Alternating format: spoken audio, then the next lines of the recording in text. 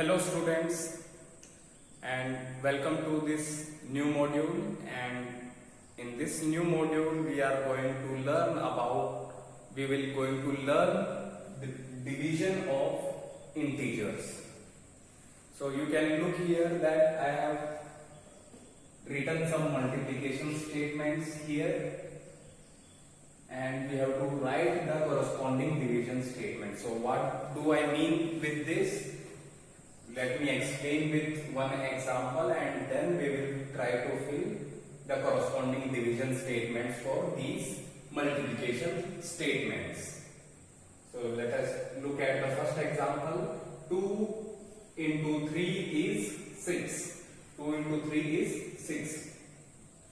And this multiplication statement can be written in division statement like this. When we divide 6 with 3, we get 2. When we divide 6 with 3, we get 2. Or when we divide 6 with 2, we get 3. When we divide 6 with 2, we get 3. In the similar manner, we have to write the corresponding division statements. We have to write the corresponding division statements. Here, 2 into minus 6 is minus 12. So we can write like this: minus 12 divided by minus 6 is 2. Or minus 12 divided by 2 is minus 6. Okay.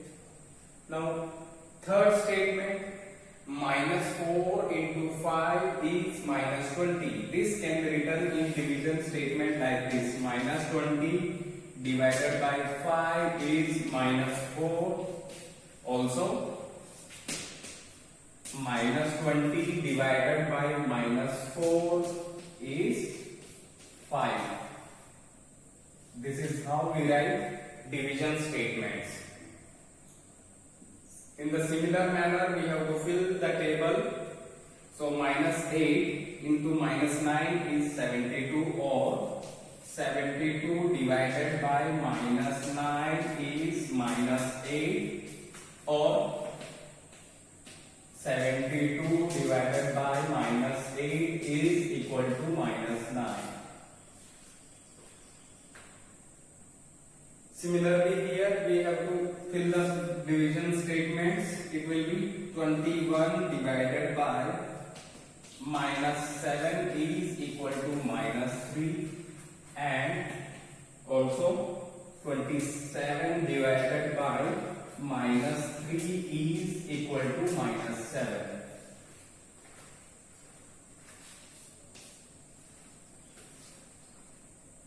Next multiplication statement is minus 8 into 4 is minus 32. The corresponding division statement will be like this: minus 32 divided by 4, minus 32 divided by 4 will be equal to minus 8. Also, minus 32 divided by 8 minus 8 will be equal to 4. And the last multiplication statement is 5 into minus 9 is minus 45. This statement can be written in division statement like this: minus 45 divided by minus 9 is 5. Or also, minus 45 divided by 5 is equal to minus 9. Now let us look at the division statements. Here we see that when the two integers are positive, the answer is positive. The quotient is positive. When the two integers are negative, the quotient is positive. Okay, when the two integers are negative, quotient is positive. Here we can see that when one of them is a negative integer, integer, then the quotient is negative. When one of them is negative, then the quotient is negative.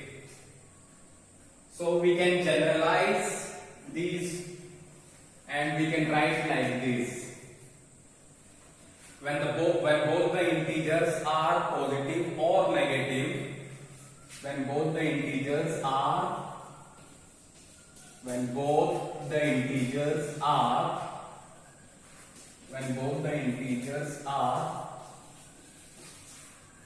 positive or negative, when both the integers are positive or negative, the quotient is positive. The quotient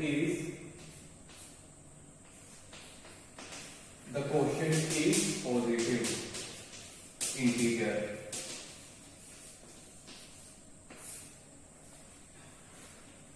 When both the integers are positive, the quotient is positive. When both the integers are negative, the quotient is positive.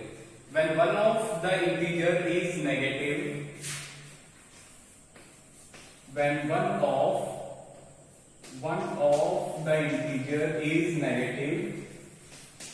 one of the integer is negative, the quotient is negative integer. The quotient is a negative integer.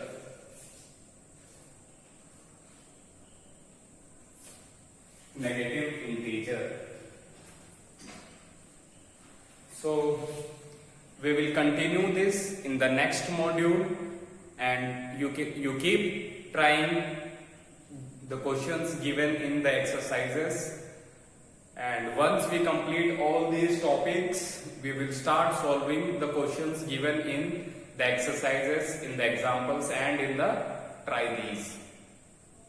Thank you.